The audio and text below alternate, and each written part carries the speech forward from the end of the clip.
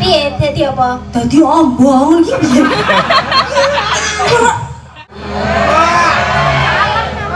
Itu kan rupiah. Kula riyen karo sadurunge nggih latihan vokal teng ngene riyen Mbah Sabar mriku. Ayo lho Werkudara ngoten.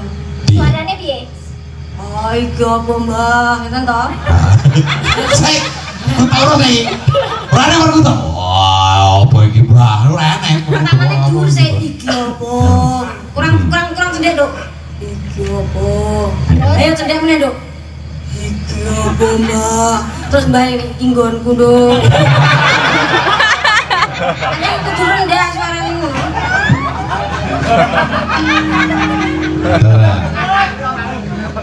Tiba bunga hingga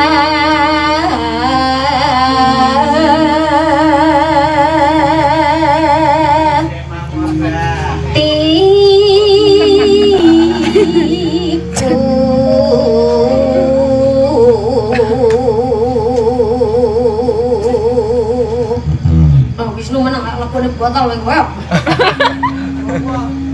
Ora ngono kuwi Mbak Siti nganti gila menyawang kowe. Lah iya gongno Mbak Eka. Apa nih? Gongno. Sapa iki tak kampung gong. Maksudnya gonge sing entekke dirimu. Oh, bareng ngeten nggih. Bareng mangkane jenengan kok, Mbak. Ora. Ora tentang bareng karo aku. Iki darane kok ndak dadi kaya Werkudara. Aja, aku iki soalnya bareng iki gak apa lah ngono. Bentar, apa iki, Mbak? Kuwi aku. Gandeng, ya. Siji loro dulu. Bismillahirrahmanirrahim. Dadi Werkudara. Nggih. Nyanding bisa dadi tombo.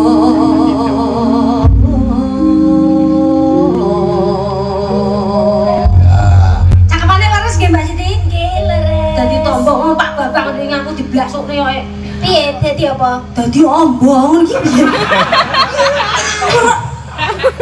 Dilem setrene. Aja ngomong. Kuwi padha karo kowe gawe pirang aku. Kok kira dadi ombo maksudnya ombo atine. Iya. Kowe jeng tak kok sabar ngono. Sing sabar, sing jenggar atine. Karepmu ngono to? Iya. Kuwi kita ambake. Kok ditambahke apane? Ambake. Oh, kok. Wo lho, aku buduk. Mila tambahke apa loro batinku. Nembang dhewe, kendangi dhewe ya, Duk. Ngaten. Iya, no. Ayo. Nek menawi sing sarambahan dipun bantu pripun Mbak Siti? Oh iya, Pak Siti. Oke sing anu seragenan kula nembang piyambak. Oke, dados. Ya, ning kendang lho iki. Nggih, nang kene warung tandur kok iso. Kene singget kok ora yo nembang. Ora blebuke kali kono sesuk kowe sih. Ya ditanya arep kencang lho kok iso. Iya ya piwit kowe iki. Iya ya anu gap ngono lho. Awakmu ki coba nang. Iya ya gap ngono. Iya ya, Gat. Iya anu cerot. Ngecerati kowe. Apa lagi? Ayo, Nduk. Mbak Siti, Mbak. Iso aman ning omah wis ora terasa.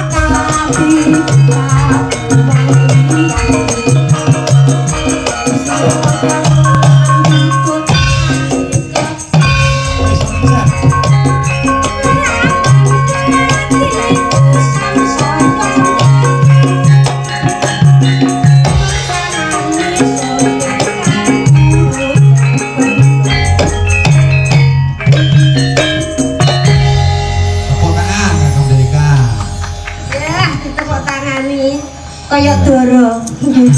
Atur nuwun